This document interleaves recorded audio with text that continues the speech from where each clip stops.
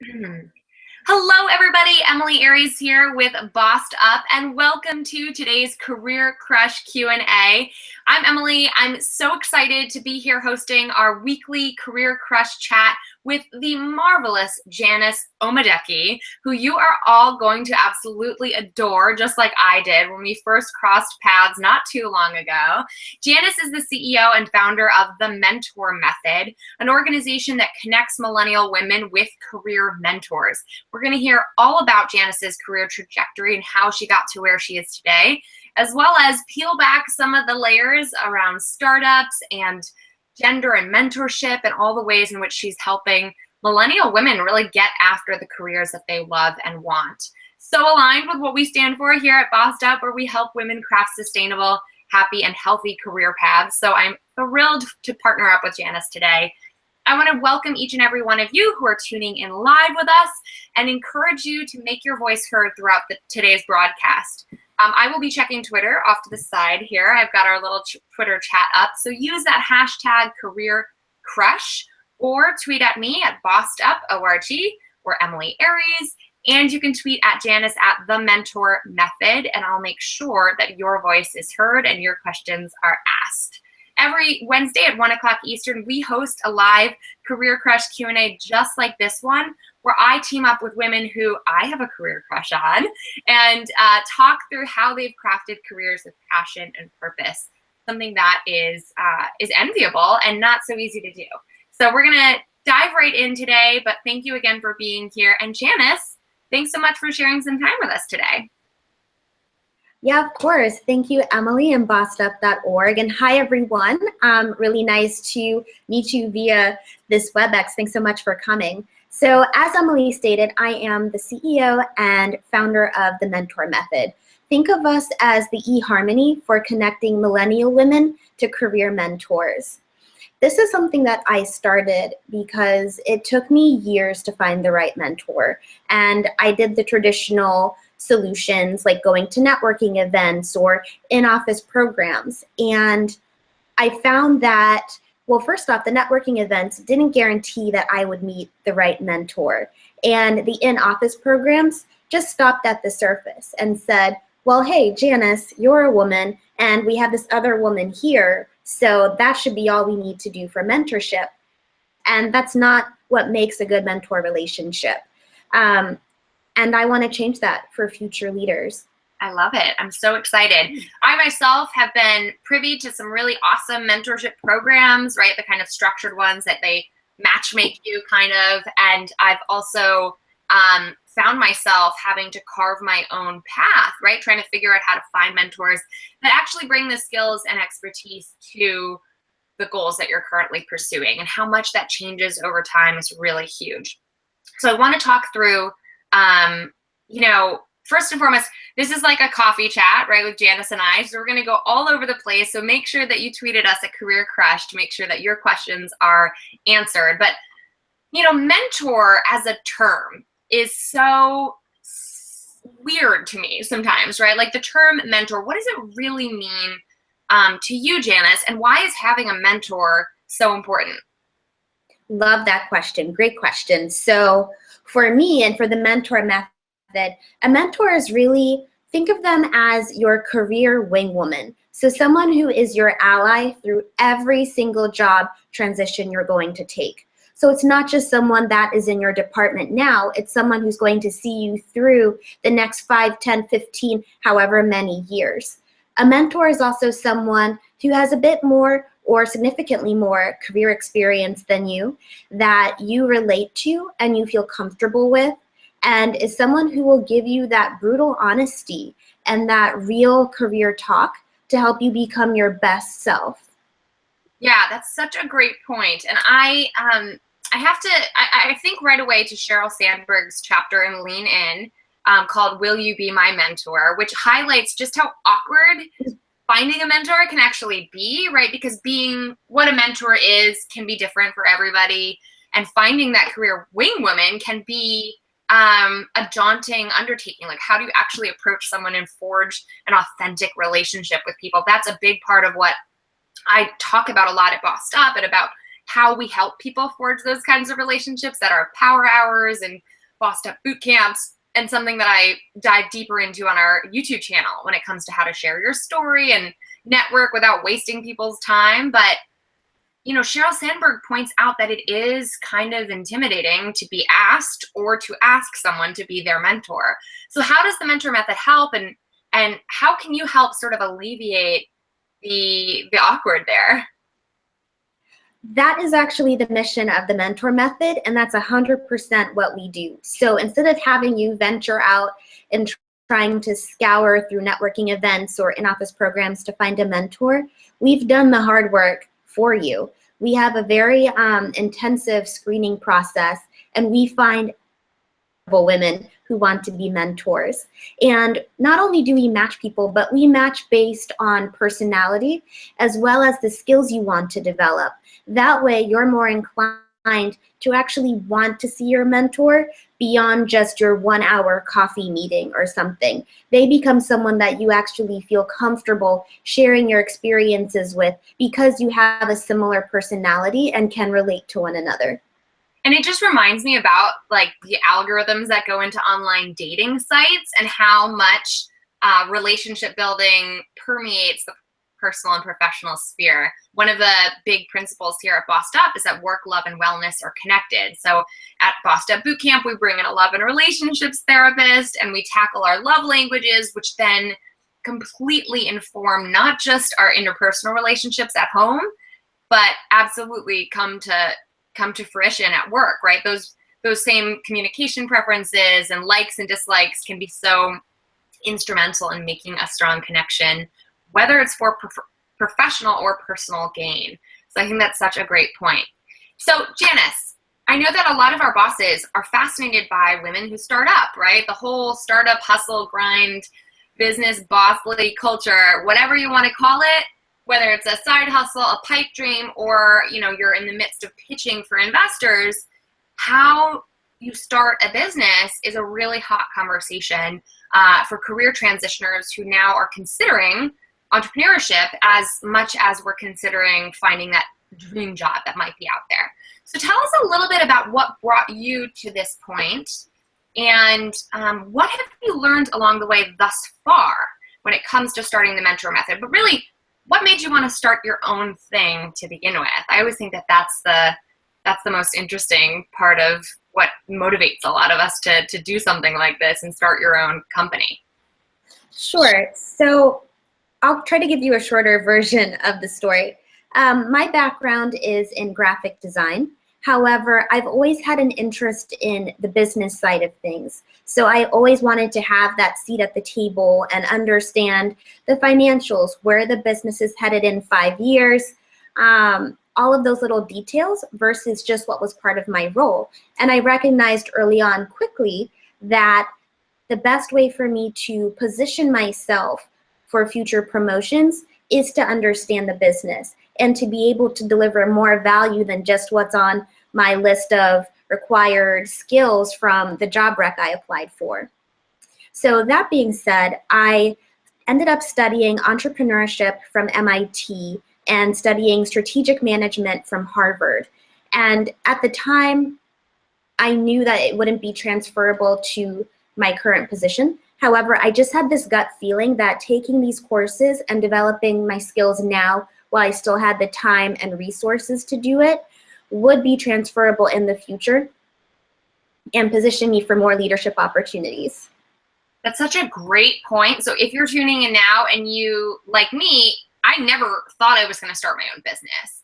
But early on in my career, I found myself in a position that I clocked in at 9 and I clocked out at 6. And I was not exactly feeling fulfilled in my consulting job, but it did leave me with some excess resources when it came to time and money. And directing those resources is a mindful choice, right? I could have spent more money on my wardrobe and my social life, but I chose, like you, to really look inward, dig deep, and invest in my own education.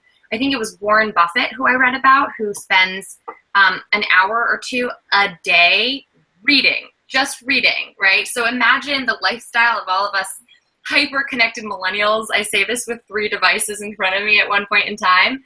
But like, imagine if we studied 2 hours a day.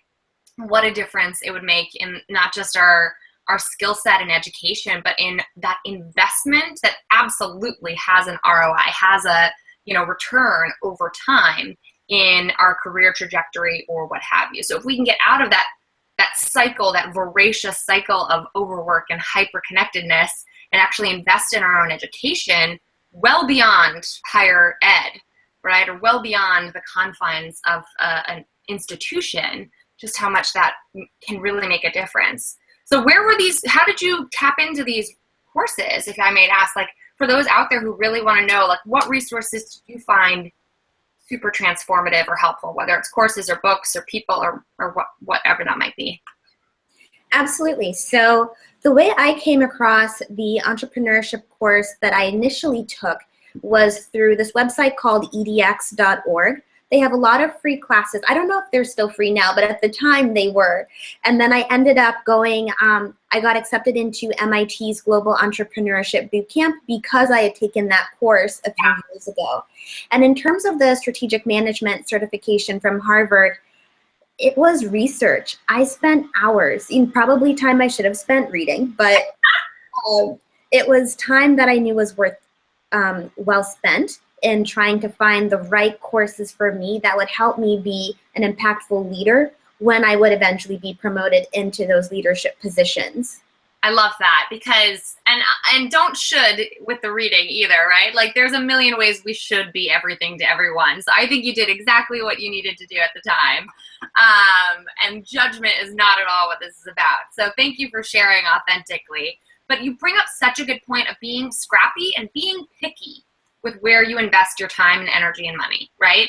I think there's a billion people out there on the internet who say, give me $10,000 and I will show you how to make money on the internet, which is like this self-fulfilling snake oil pipe dream kind of thing that drives me nuts because it's like, of course you can tell people how to get rich online if you're telling people how to get rich online is the basis of you getting rich online. So, be really picky, be scrappy, be diligent, do your due diligence when it comes to how and with whom you invest in your learning and growth. I think it's a really good point. Any other resources you want to just point our folks to learn more about the startup process? And if not, tell us more about where you're at in that process right now.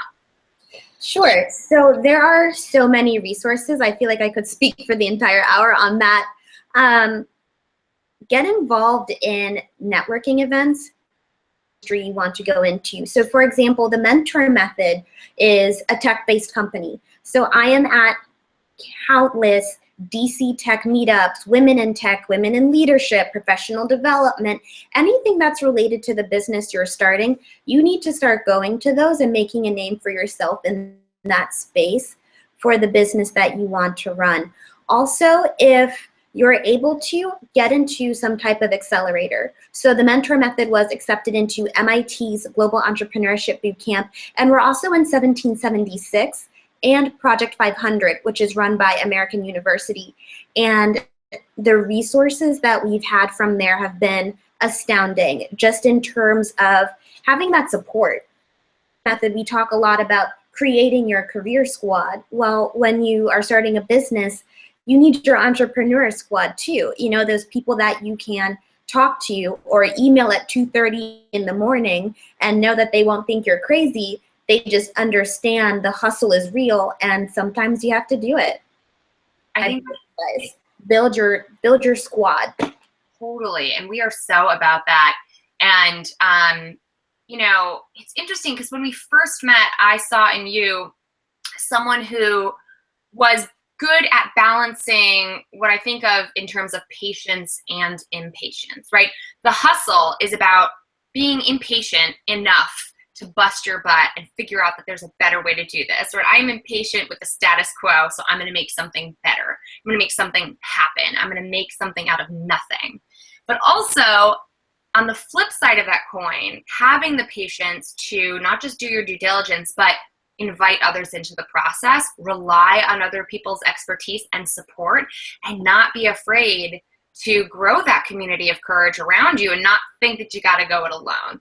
So it's so wonderful to hear about all the progress you've been making, Janice, and just all the incredible others who have seen in you what I saw, which is a very incredible young lady who's on the rise in a very big way. So I have to ask, right? It can't all be rainbows and butterflies. I think I'm very candid about my story around burnout and overcoming the hustle and recognizing that like maybe success doesn't need to be intrinsically connected to suffering. So what have been some of the biggest challenges that you've faced along the way? And or what are the choices that you've made that really taught you something about yourself or about what it takes to bring about a kind of career transition from graphic designer to starting your own mentorship business? Yeah, so I think the biggest challenge for me early on in my career, and then for a significant portion of my career actually, was learning to fight gender bias and my own subconscious thoughts on gender in the workplace. That was a huge one for me because oftentimes women are raised to be sweet and compliant and smile and agreeable. And don't get me wrong, I smile all the time. That's just how I operate. But I think there comes a time and a place.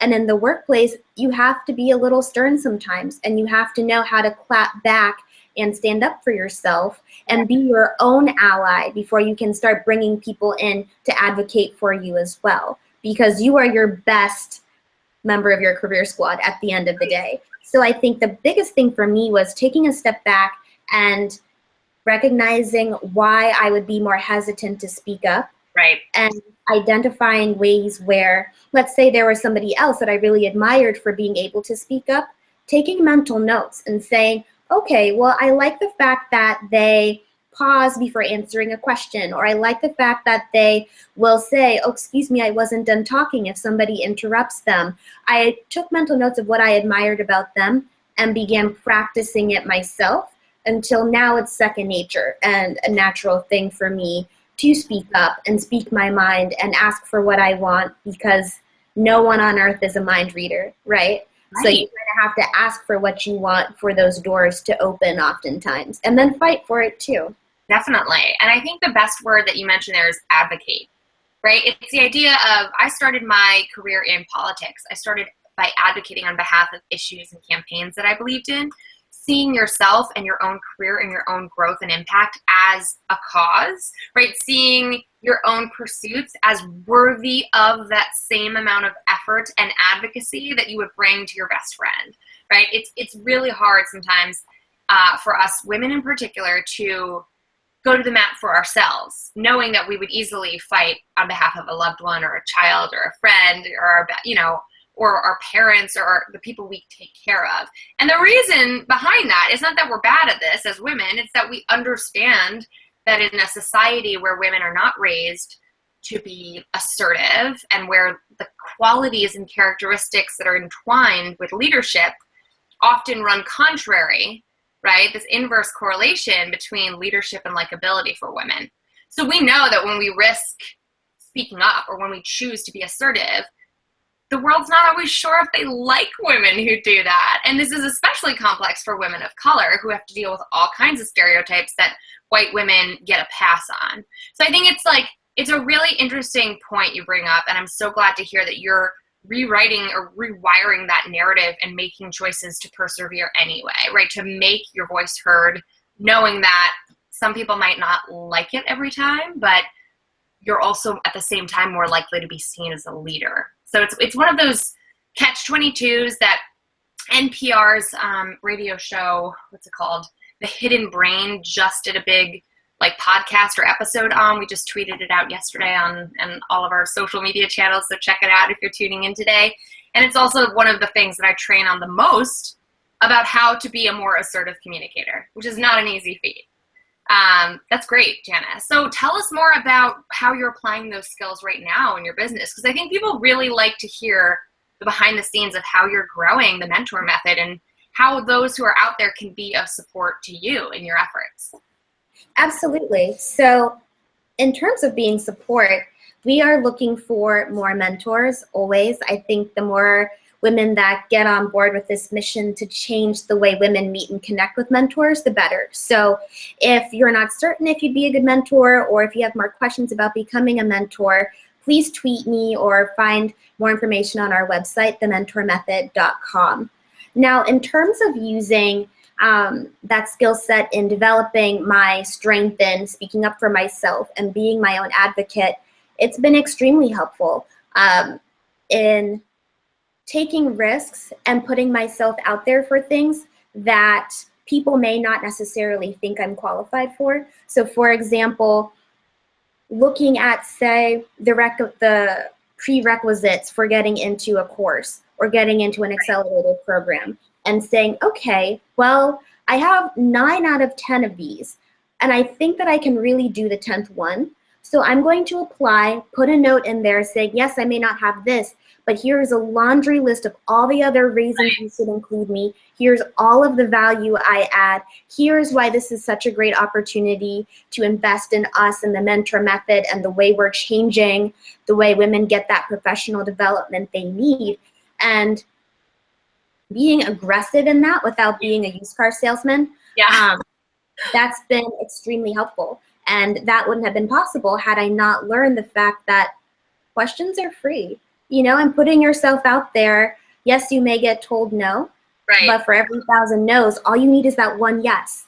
So keep going out there. Law of averages, it's going to happen eventually. I love it. And it's such a good point about being dogged in your pursuit, right? I mean, that's really what it takes, whether you're a job seeker or a startup entrepreneur.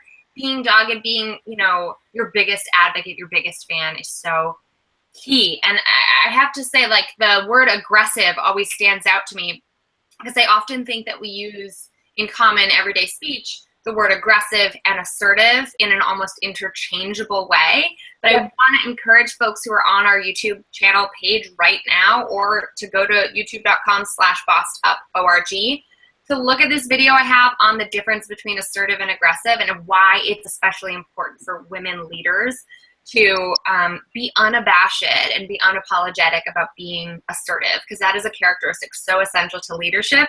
And there are interesting ways in which it gets confused with aggression, which is actually part of being a bully, right? Bulldozing over people. So managing the optics on that is, I think, a lifelong challenge that we're all rising to, and you are absolutely crushing it on that path. But your point around start before you're ready is not lost on me, because that's exactly where I was when I started Bossed Up about 3 years ago.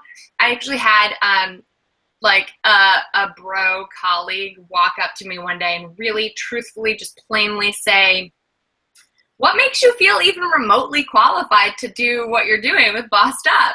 I was just like, wow, way to say what other people might be thinking, but wouldn't have like the social empathy to actually say to my face, and being able to persevere when people really think like, who the hell is this person to think that they are capable of this? That's the beauty.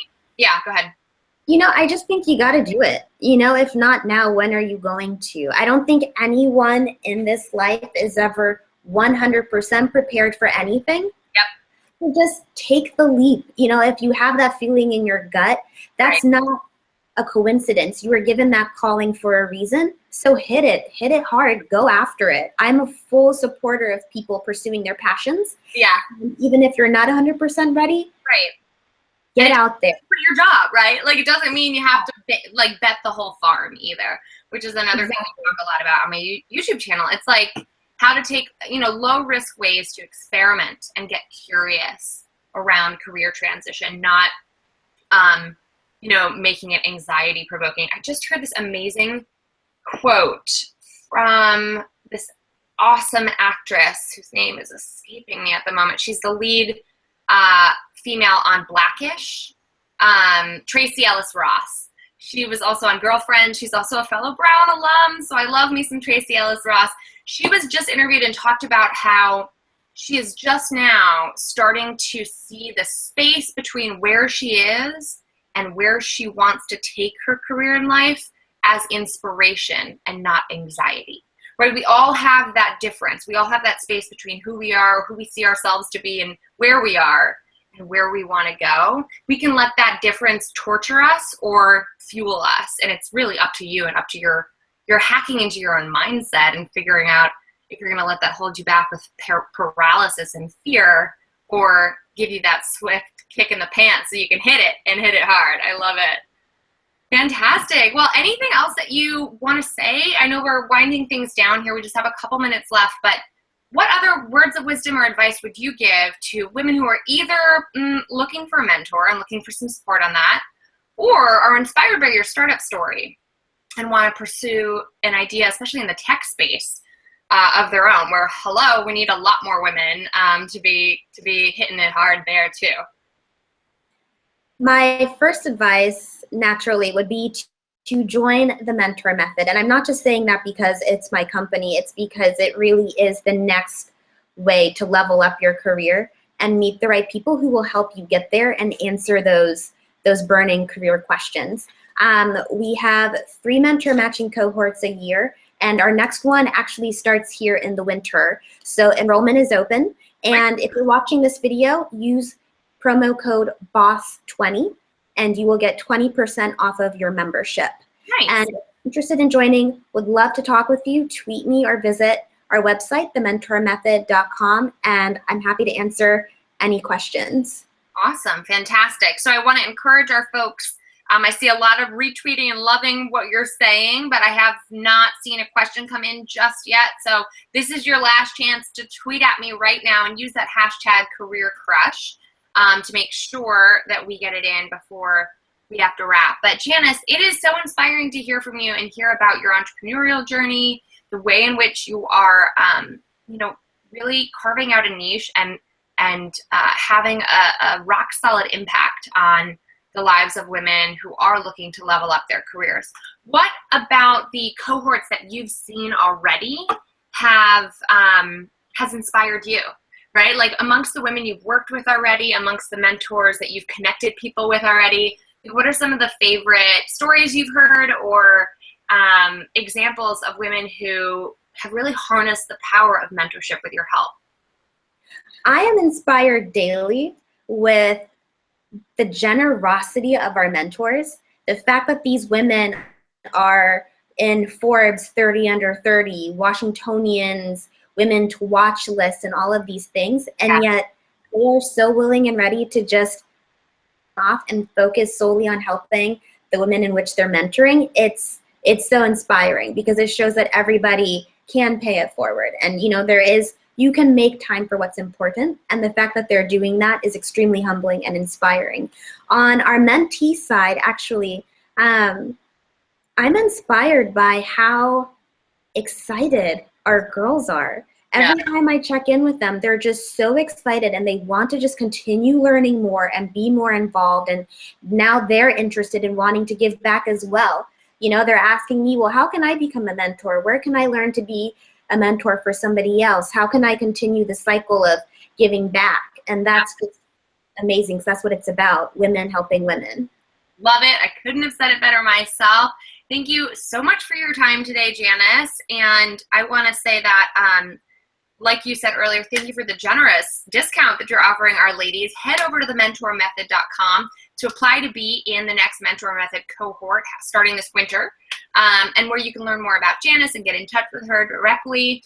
If you are in the DC or New York area, or Chicago and a whole bunch of other cities we're expanding to soon, I want to encourage you to check out the Bossed Up Power Hours that we are hosting, one here tonight in DC, but every single month we get together with women who are looking to connect with and support other women in navigating major inflection points in our careers and really providing substantive support at no cost. So head over to bossedup.org to find where those upcoming events are headed soon. We just brought on a whole new cohort of ambassadors who are bringing the